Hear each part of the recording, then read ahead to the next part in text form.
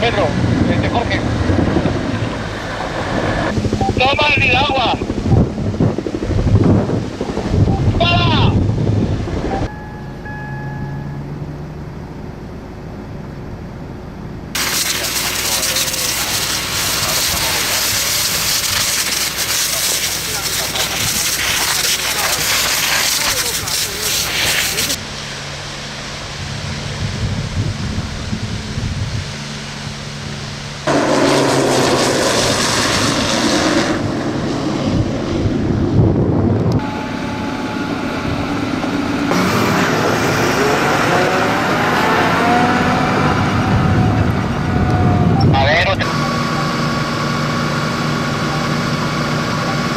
Vale, que si pasa por ahí algún camión y no puedes parar que eche, es que ahora estamos en cabeza.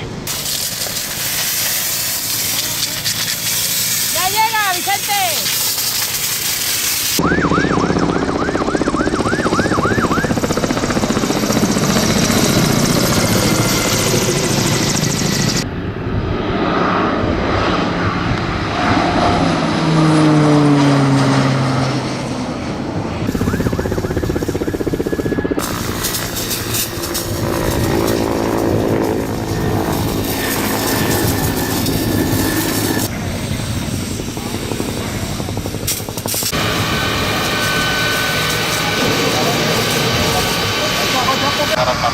Espera un momento. ¿Entendido o sigue?